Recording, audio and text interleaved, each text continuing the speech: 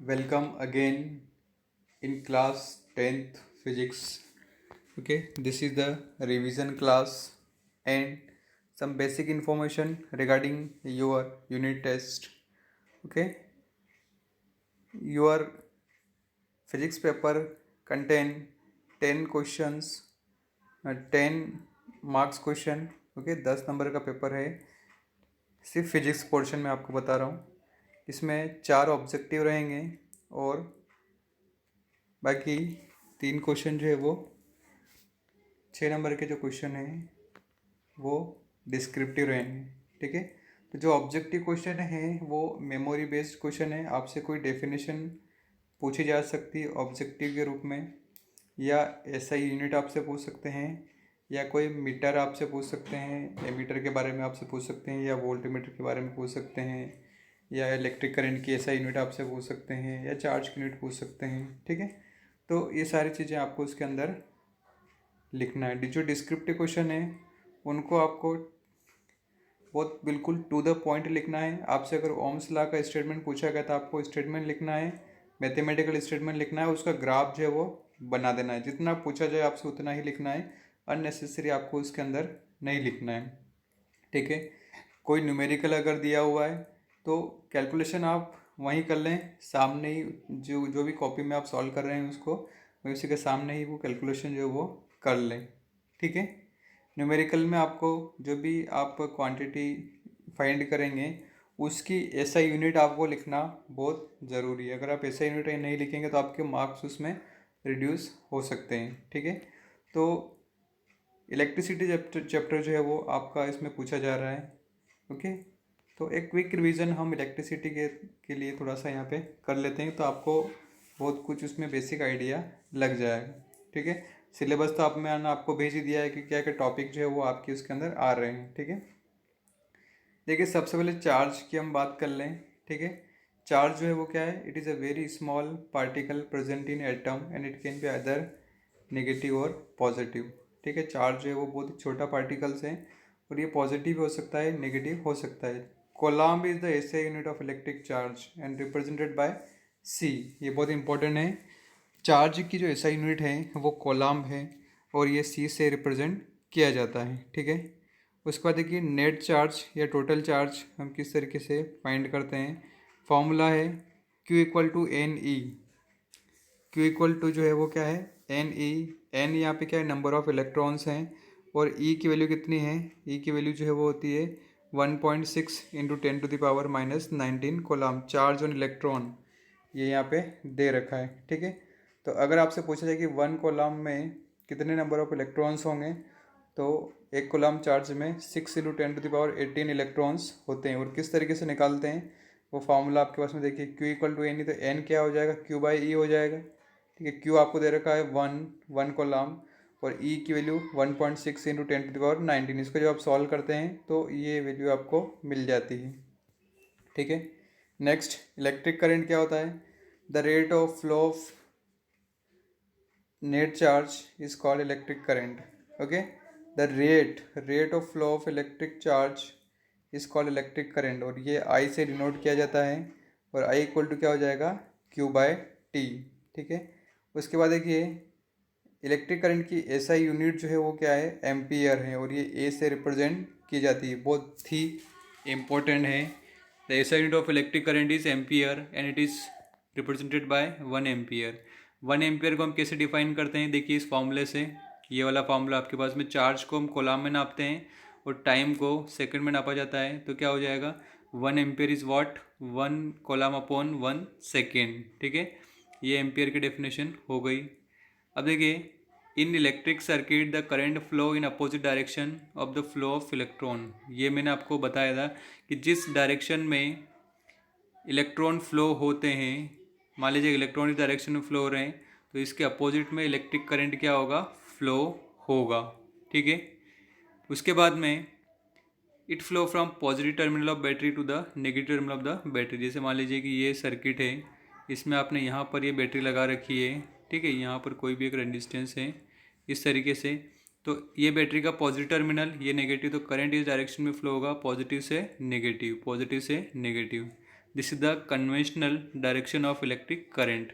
ठीक है, अगर मिली एम्पियर लिखते हैं हम करंट की बहुत स्मॉल क्वांटिटी है तो उसका मतलब था 10⁻³ एम्पियर। माइक्रो अगर लिखा है तो 10⁻6 एम्पियर। ठीक है, ये मिली एम्पियर और माइक्रो एम्पियर के बारे में। अब एमीटर क्या होता है?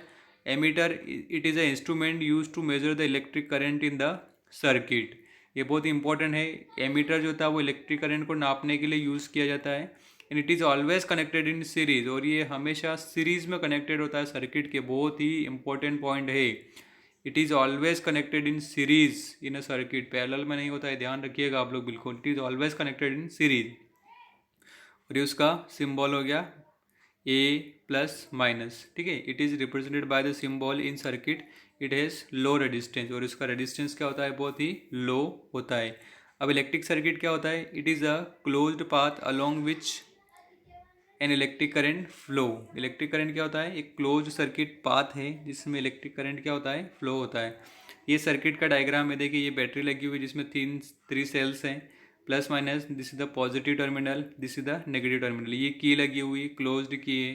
ठीक है, ये एमीटर का सिंबल हो गया। ये कोई बल्ब यहाँ पे लगा हुआ है। ठीक है, जब आप इस की को प्रेस करते हैं तो इस बैटरी से करंट क्या होता है? फ्लो होता है। वो करंट की डायरेक्शन क्या हो जाएगी? ये डायरेक्शन हो जाएगी। देखिए आप, ये डायरेक्शन। ठीक है, ठीक है, तो ये सर्किट यहाँ पे दिया हुआ है। The electron can only flow when there is a difference of electric pressure. ठीक है, the electron can only flow when there is a difference of electric pressure. ठीक है, जब मान लीजिए किसी इलेक्ट्रॉन का फ्लो होगा जब इलेक्ट्रिक प्रेशर में क्या होगा? डिफरेंस होगा। इलेक्ट्रिक प्रेशर डिफरेंस का मतलब क्या है? कि वहाँ पर पोटेंशियल का डिफरेंस होगा, और उसके लिए हम दो टर्म डिफाइन करते हैं। जैसे मान लीजिए किसी ट्यूब में पानी भरा हुआ है तो वाटर जो है वो का किधर फ्लो होता है? हाई प्रेशर से लो प्रेशर की तरफ। तो उसी तरीके से इलेक्ट्रॉन जो फ्लो होते हैं वो किधर से किधर फ्लो होंगे? In the case of electric current the flow of charge is made possible due to chemical action in a cell that generate the potential difference across the terminal of the cell. ठीक है, जैसे मान लीजिए कि ये cell है, इसका ये पॉजिटिव पोटेंशियल और ये नेगेटिव पोटेंशियल। ठीक है, तो जैसे एक ट्यूब में पानी जो है वो हायर प्रेशर से लोअर प्रेशर की तरफ फ्लो होता है, उसी तरीके से बैटरी में इलेक्ट्रिक करंट भी पॉजिटिव और नेगेटिव की तरफ क्या होगा? फ्लो होगा। ठीक है, electric potential difference it is the work done in a carrying a unit positive charge from one point to the another point between the 2 points of the electric circuit। ठीक है, ये क्या हो जाएगा आपका? Electric potential difference. And what is the electric potential? The amount of work done is required to carry a unit positive charge from infinity to a point. अगर infinity से किसी पर्टिकुलर पॉइंट पर एक चार्ज को लाने के लिए अगर हम वर्क डन लगाते हैं तो वो क्या होता है? वो होता है इलेक्ट्रिक पोटेंशियल। और अगर मान लीजिए कि एक पॉइंट से दूसरे पॉइंट पर किसी चार्ज को ले जाने के लिए जो वर्क डन होगा वो इलेक्ट्रिक पोटेंशियल डिफरेंस होगा। इसका फॉर्मूला देख लीजिए, V = W/Q। V क्या है? Potential difference. W क्या है? Work done. और Q क्या है? Net charge. ठीक है, what is the SI unit of potential difference? SI unit of potential difference is what? Volt. Potential difference की SI यूनिट क्या हो जाएगी? वोल्ट हो जाएगी। ठीक है, उसके बाद कुछ और चीज़ें इसके अंदर हैं। 1 वोल्ट को हम कैसे डिफाइन करेंगे? फॉर्मूला देख लीजिए। अभी आपने V = W/Q फॉर्मूला जो है वो पढ़ा है। W को हम जूल में नापते हैं और C जो है वो Q को किस में नापते हैं? कॉलम। तो 1 जूल/1 column. When 1 joule of work done is required to carry 1 coulomb of charge from one point to another of a current carrying conductor, then the potential difference is said to be 1 volt। ठीक है, voltmeter जो है वो क्या है? It is an instrument use to measure the potential difference and represented by symbol in the electric circuit. It is always connected in parallel across the points between the term potential difference is to be measure. It is high resistance. आपको ध्यान रखना है, ammeter series में लगाया जाता है और voltmeter हमेशा पैरेलल में लगाया जाता है। ठीक है, ये बिल्कुल याद रख लें आप, ASVP। ठीक है, AS मीन्स अरुण शर्मा, किसी का नाम अगर हो तो अरुण शर्मा मतलब एमीटर सीरीज में, वीपी विष्णु प्रसाद जैसे मेरा नाम है, वी मतलब वोल्ट मीटर और पी मतलब पैरेलल में लगाया जाएगा, ध्यान रखेंगे बिल्कुल, ठीक है। एमीटर जो है वो करंट को नापता है ए आई, और वोल्ट मीटर किसको नापता है, पोटेंशियल डिफरेंस को या वोल्टेज को, ये भी आप बिल्कुल याद रखेंगे, ठीक है। कुछ सिंबल्स यहाँ पे दे रखे हैं, देखिए सेल का सिंबल है, ये बैटरी का सिंबल है, ये की जब ओपन है, की जब क्लोज है उसका ये सिंबल हो गया, ठीक है। अगर कोई वायर जॉइंट है तो उसका ये सिंबल हो गया, ठीक है। उसके बाद बल्ब का ये सिंबल, एमीटर का सिंबल, वोल्ट मीटर का ये सिंबल हो गया, ठीक है। उसके बाद देखिए एक साइंटिस्ट आया था जॉर्ज साइमन ओम्स, इसने रिलेशन दिया था, found the relation between current flowing through a conductor and potential difference V across the terminal of a conductor using the circuit diagram. ये सर्किट डायग्राम आपको बनाना है, ठीक है। ये बैटरी, ये की, ये रियोस्टेट जिसको आर एच एम बोलते हैं, रियोस्टेट, एमीटर, ठीक है। ये कोई रेजिस्टेंस है यहाँ पे, और ये वोल्ट मीटर, इसमें चीज़ें छुटी हुई आप लगा देंगे। इसमें क्या क्या लिखना है आपको, इसमें तो आर लिखना है, ये आर एच रियोस्टेट, ठीक है। यहाँ पे ये क्या है बैटरी, ये की, ऐसा लिखना है आपको, ये मीटर हो गया और ये, ठीक है। तो ओम्स लॉ क्या बोलता है, ओम्स लॉ देखिए, ओम्स लॉ का स्टेटमेंट देखो आप लोग, he stated that current flowing through a conductor is directly proportional at to the potential difference across its ends provided the temperature remains constant. V is directly proportional to I and V equal to IR. जब हम proportional का sign हटाते हैं तो R आ जाता है। Ohm's law जो ये कहता है कि किसी कंडक्टर में जो करंट फ्लो होता है वो उसके पोटेंशियल डिफरेंस के डायरेक्टली प्रोपोर्शनल होता है, directly proportional to the potential difference across its end. Directly proportional का मतलब क्या है कि एक क्वांटिटी को बढ़ाएंगे तो दूसरी भी बढ़ेगी, एक को कम करेंगे तो दूसरी भी क्या होगी, कम होगी। तो जो वोल्टेज है वो करंट के डायरेक्टली प्रोपोर्शनल है, और जब हम प्रोपोर्शनल का साइन हटाते तो V equal to I R आ जाता है। यहाँ पर आर जो वो क्या है, रेजिस्टेंस है, आर क्या है, रेजिस्टेंस, ठीक है। और इसका ग्राफ इस तरीके से देखिए, आप लोग इसका ग्राफ देखें, ये ग्राफ इसका बहुत इंपॉर्टेंट ग्राफ है। ग्राफ स्टेटमेंट आपसे पूछा जाएगा, ग्राफ आपसे पूछा जाएगा, ठीक है, और सर्किट भी आपसे पूछा जा सकता है। तो ग्राफ देख लीजिए, एक्स एक्सिस पे आपको आई लेना है, वाई एक्सिस पे आपको वी लेना है, और स्ट्रेट लाइन इसका ग्राफ आता है। ग्राफ बिल्कुल आप याद रखेंगे, बिल्कुल 101% ग्राफ जो है वो पूछा जाता है। ये रेजिस्टेंस का सिंबल हो गया, और ये रियोस्टेट का सिंबल अभी मैंने आपको बताया। ओम्स लॉ का स्टेटमेंट आप लोग बिल्कुल रट लेंगे, ठीक है, बिल्कुल अच्छी तरीके से याद कर लेंगे, ठीक है। रेजिस्टेंस क्या होता है, it is a property of conductor that opposes the flow of current, it is represented by R and see, उसका सिंबल है, ठीक है। रेजिस्टेंस की ऐसा यूनिट क्या है, ओम है। व्हाट इज द ऐसा यूनिट ऑफ रेजिस्टेंस, ओम, ठीक है। रेजिस्टेंस क्या होता है, ये कंडक्टर के फ्लो को, करंट के फ्लो को अपोज करता है, ठीक है, और ये आर से रिप्रेजेंट किया जाता है। इसकी ऐसा यूनिट क्या है, ओम्स, ओके। तो देखिए 1 ओम को हम कैसे डिफाइन करते हैं, V equal to I R होता है, R इक्वल टू क्या हो जाएगा, V अपॉन आई, तो यहाँ से 1 ओम इक्वल टू क्या हो जाएगा, 1 वोल्ट अपॉन 1 एम्पियर, ठीक है। The resistance of a conductor is said to be 1 ohm when the potential difference across the conductor 1 volt and the current flowing through it is 1 ampere, ठीक है, ये हो गया। उसके बाद रियोस्टेट, रियोस्टेट मैंने अभी आपको बताया, ये वेरिएबल रेजिस्टेंस होता है जो करंट को कम ज़्यादा करने के लिए यूज़ होता है, ठीक है। अब कौन कौन से फैक्टर जो है वो डिपेंड कर, फैक्टर पर रेजिस्टेंस डिपेंड करता है, एक तो लेंथ पर डिपेंड करेगा, ठीक है, लेंथ पर डिपेंड करेगा, दूसरा एरिया ऑफ क्रॉस सेक्शन पर, तीसरा नेचर ऑफ द मटेरियल पर। तो रेजिस्टेंस जो है वो लेंथ के डायरेक्टली प्रोपोर्शनल है, एरिया के इन्वर्सली प्रोपोर्शनल है। तो अगर हम दोनों को कंबाइन करते हैं तो R is directly proportional to L by A. तो यहाँ से आपको मिल जाएगा R equal to rho L by A, ठीक है। रो यहाँ पे क्या है, this is the resistivity, rho क्या है, रेजिस्टिविटी, ठीक है, ओके। रेजिस्टिविटी को हम कैसे डिफाइन करेंगे, the resistivity, the resistance offered by a unit length and unit cross sectional area is called resistivity. और इसकी ऐसा यूनिट क्या होती है, ओम मीटर होती है, ठीक है। For material respective of length and area resistivity is constant. ये बहुत इंपॉर्टेंट चीज़ आपको ध्यान रखना है।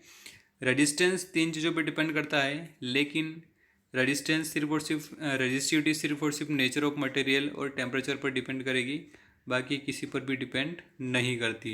ठीक है, देखिए ये लिखा हुआ है resistance of material very with temperature. Resistance जो है वो और रेजिस्टिविटी दोनों टेम्परेचर पे क्या होता है, वेरी करता है।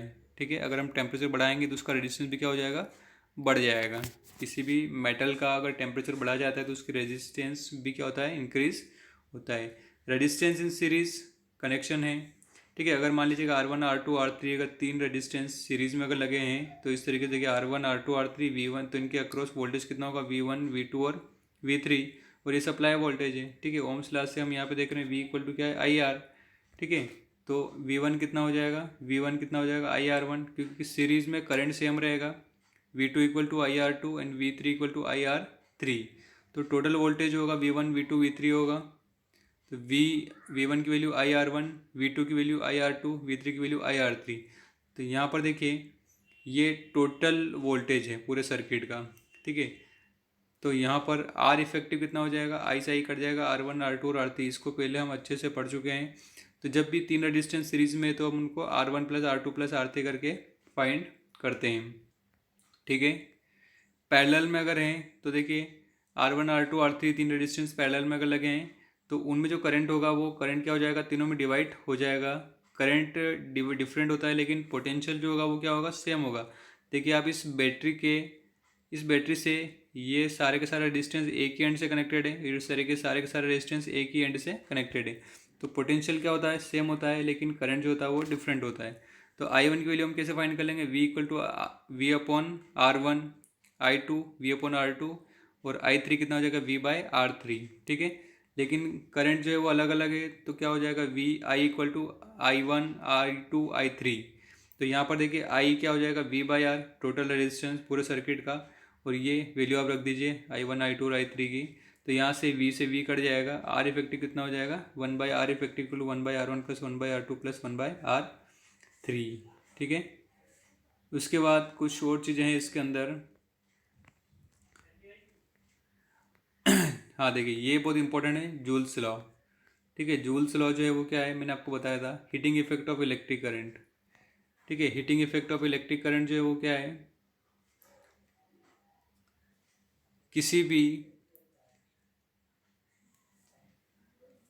भी रेजिस्टेंस को जब पोटेंशियल डिफरेंस उसके ऊपर लगाया जाता है, ठीक है, तो जब भी उसके अंदर करंट फ्लो होगा तो हीट क्या होगी, उसके अंदर जनरेट होगी। और हीट जब जनरेट होती है तो हीट का फॉर्मूला क्या होता है, वो ये फॉर्मूला होता है H equal to I square R into T. ठीक है, और ये फॉर्मूला हम कैसे डिराइव करते हैं, ये मैंने आपको बताया था, V equal to W upon Q. ठीक है, तो W इक्वल टू क्या हो जाएगा, V इंटू क्यू। ठीक है, पावर जो है वो क्या है, work done upon time. Power जो है वो क्या है, वर्क डन अपॉन टाइम का एक फॉर्मूला ये हो गया। ठीक है, W को आप क्या लिख सकते हैं, VQ लिख सकते हैं। ठीक है, तो ये फॉर्मूला हो गया, VI हो गया, यहाँ से H equal to P into T हो गया। ठीक है, ये तो रिवीजन के लिए मैंने आपको सिस्टमेटिक करवा रखा है कॉपी में, आप वो नोट्स बिल्कुल देख लेंगे। ठीक है, तो जब भी आपसे किसी सर्किट किसी क्वेश्चन में न्यूमेरिकल में हीट पूछी जाए कि उसके अंदर हीट कितनी जनरेट हो रही है, ठीक है, तो आपको करंट मान लो दिया हुआ है 5 एम्पियर दिया हुआ है, आर दिया हुआ है 5, और टाइम दिया हुआ है 1 आवर। 1 आवर आपको टाइम दिया हुआ है। ठीक है, तो आप उसके अंदर हीट कितनी जनरेट हो रही है वो निकाल सकते हैं फार्मूला लगा के। ये रहा फार्मूला आपके पास में, आई स्क्वायर R इंटू टी। तो आप लिख देंगे 5 का स्क्वायर, आर कितना है फिर 5, और टाइम कितना है 1 आवर, मतलब 3600 सेकेंड्स। ठीक है, तो आप इसको सॉल्व करेंगे तो यहाँ से हीट कितनी जनरेट हो रही है वो आ जाएगा। ठीक है, उसके बाद में देखिए ये हीट लॉ जो आपका जूल्स लॉ है वो उसका स्टेटमेंट क्या है कि जो हीट जो है वो करंट के स्क्वायर के डायरेक्टली प्रोपोर्शनल है, रेजिस्टेंस के डायरेक्टली प्रोपोर्शनल है, और टाइम के डायरेक्टली प्रोपोर्शनल है कि उस सर्किट के अंदर कितने टाइम तक करंट जो है वो फ्लो हो रहा है। ठीक है, एप्लीकेशन कहाँ कहाँ पे इसका used in electric iron, toaster, oven, heater. ठीक है, जब हम इलेक्ट्रिक आयरन चलाते हैं तो उसके अंदर हीट जनरेट होती है, टोस्टर, ओवन, हीटर। ठीक है, also used in bulb to produce light. हमारे घर में जो पहले येलो लाइट वाले बल्ब जो आते थे वो हीटिंग इफेक्ट पर ही वर्क करते थे। ठीक है, उसका फिलामेंट जो है वो काई का बना होता है, एक टंगस्टन मेटल का बना होता था। फिलामेंट मतलब एक स्प्रिंग जैसा होता था उस बल्ब के अंदर, वो फिलामेंट है। और उसका टेम्परेचर बहुत ज़्यादा हाई होता था, 3380 डिग्री सेल्सियस। ठीक है। उसके बाद में it is also used in fuse connection. Fuse connection में भी हीटिंग इफेक्ट पर ये क्या करता है, वर्क करता है। और इसको हम मैग्नेट वाले चैप्टर में और अच्छे से क्लियर करेंगे। ठीक है। ठीक है। उसके बाद इलेक्ट्रिक पावर की डेफिनेशन देखिए। In case of electricity it is defined as the rate of change of electrical energy dissipated और consumed in electrical energy dissipated और consumed in an electric circuit. किसी भी इलेक्ट्रिक सर्किट के अंदर जो electric energy की rate है कि उसके अंदर कितनी एनर्जी डिसिपेट हुई है या कितनी एनर्जी कंज्यूम हुई है, वही क्या होता है, इलेक्ट्रिक पावर होता है। इलेक्ट्रिक पावर के तीन फॉर्मूले, P equal to V I, P equal to I square R, P equal to V square by R. ठीक है। एक और फॉर्मूला है P equal to energy upon time. ठीक है। उसके बाद ये सबसे इंपॉर्टेंट है, SI unit of electric power. Electric power की एसआई यूनिट क्या होती है, वाट होती है। क्या होती है, वाट, WATT। और पोटेंशियल डिफरेंस की एसआई यूनिट क्या होती है, वोल्ट होती है। देखिए कंफ्यूज नहीं होना आपको। पोटेंशियल डिफरेंस की वोल्ट होती है और इलेक्ट्रिक पावर की क्या होती है, वाट होती है। ये बहुत ही इंपॉर्टेंट है। ठीक है। 1 वाट को हम कैसे डिफाइन करते हैं, it is defined as the power consumed by device when 1 ampere of current passes through it at potential difference of 1 volt। ठीक है। P equal to V I, 1 volt into 1 ampere. ठीक है। ओके। इलेक्ट्रिक एनर्जी, एनर्जी क्या होती है, power का formula देखिए, energy upon time. तो एनर्जी क्या हो जाएगी, पावर इंटू टाइम। ये फॉर्मूला हो गया आपका एनर्जी के लिए। ठीक है। SI unit of electric energy क्या होगी, या तो वाट सेकंड होगी या जूल होगी। एनर्जी, वर्क डन, इन सब की एसआई यूनिट क्या होती है, जूल में होती है। ठीक है। उसके बाद देखिए commercial unit of energy, electric energy 1 kilowatt hour. और ये इतना भी आपको इसमें टेस्ट के लिए पढ़ने की आवश्यकता नहीं है। ठीक है। बाकी इसके अंदर क्वेश्चन दिए हुए हैं, आप प्रैक्टिस के लिए इन क्वेश्चनों को ट्राई कर सकते हैं। ठीक है।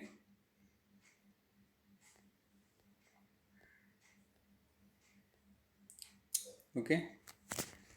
इसके अंदर बहुत सारे क्वेश्चन दिए हुए हैं से। तो मैंने आपको एक पूरा बेसिक आइडिया जो है वो इस चैप्टर के बारे में दे दिया है।